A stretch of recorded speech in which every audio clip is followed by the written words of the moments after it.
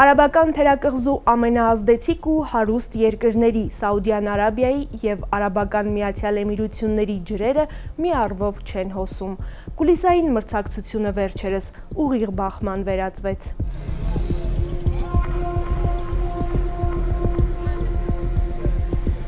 Եվ պայթյունների ձայները լսվեցին Եմենում։ Եկեք հասկանանք, ինչ են ուզում այս երկուսն իրարից ու Եմենից։ Ահա արաբական թերակղզին, երկու հզորները, Միացյալ Էմիրությունները, Սաուդյան Արաբիան և արաբական աշխարհի ամենաաղքատ երկիրը, Եմենը, քարտեզի վրա։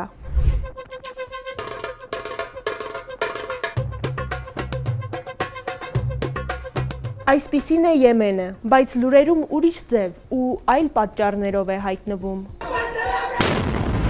Կրակն այս երկրում տարիներով չի դադարում։ Եմենը մասնատված է այդ բառի ամենասաստիկ իմաստով։ Երկիրը քաղաքացիական պատերազմի մեջ է արդեն մի քանի տարի։ Եթե շատ ընդհանուր, բայց պարզ ասենք, ապա Եմենում կա միջազգայինորեն ճանաչված կառավարություն երկրի ներսում, բայց իշխանության համար պայքարում են տարբեր ուժեր, որ շատ տարբեր երկրների հովանավորությունն ունեն։ Կան հարավի անջատողականները, նրանց էմիրություններն է աջակցում։ Կառավարության թիկունքին Սաուդյան Արաբիան է, լսած կլինեք նաև Եմենի հութիների մասին, նրանց էլ Իրանն է հովանավորում։ Եմենում երբեմնի համախոհներ Սաուդյան Արաբիան ու Արաբական Միացյալ Էմիրություններն առաջին անգամ ուղիղ բախվեցին 2025-ի վերջին, երբ սաուդները ռմբակոծեցին զենք տեղափոխողներին։ Ռիադն ասաց, այդ զենքը էմիրություններն էր ուղարկել հարավային անցումային խորհրդին, STC-ին։ Էմիրությունները ժխտեց ու հայտարարեց, զորքերը Եմենից դուրս կբերի։ Սաուդյան Արաբիայի հովանավորությունն ունեցող կառավարությունը հայտարարում է, որ լիարժեք վերահսկում է երկրի հարավը, անջատողականները դուրս են մղվել։ Հիմա հասկանանք, ով ինչ է ուզում։ Սաուդյան Արաբիան ուզում է, որ Եմենում մի պետություն լինի, կառավարության կողմից է ու չի ուզում նոր ուժ իր սահմանին։ Էմիրություններն աջակցում է հարավի անջատողականներին, որոնք ուզում են առանձին պետություն դառնալ Եմենի հարավում։ Իրականում Եմենում սաուդներն ու Միացյալ Էմիրությունները միշտ չէ, որ հակասություններ են ունեցել։ Հութիների դեմ պայքարի հարցում օրինակ նրանք համակարծիք էին ու զինակից։ Եվ այո, այստեղ է, որ պիտի հարցնեք, լավ, բա ինչու է Եմենն այսքան մասնատված ու բաժանված։ Այդպես համարյա միշտ է եղել։ Մինչև 1990 թվականը Եմենը երկու պետության էր բաժանված՝ հյուսիսային ու հարավային։ Հյուսիսինը Արաբական Հանրապետություն էր, հարավինը ժողովրդական դեմոկրատական։ Կռվից հետո 1990-ին այս երկուսը միավորվեցին, բայց այդ միությունը հաշտ չեղավ։ Հյուսիսը գերիշխում էր, հարավն անջատման փորձեր անում։ Եվ նույն այդ 90-ականներին էր, որ Եմենում հութիներն ակտիվացան ու ուժ դարձան։ Հակասություններով այս երկրում 2011-ին գալիս է արաբական գարունը։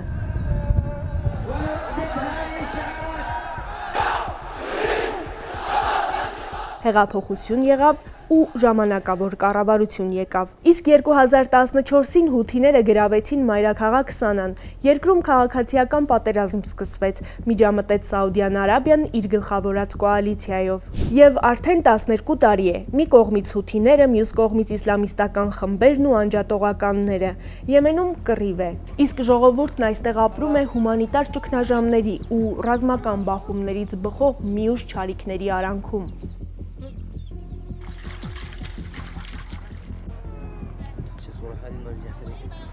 Բայց դուք միայն այդպես մի նայեք Եմենին, նայեք նաև այսպես։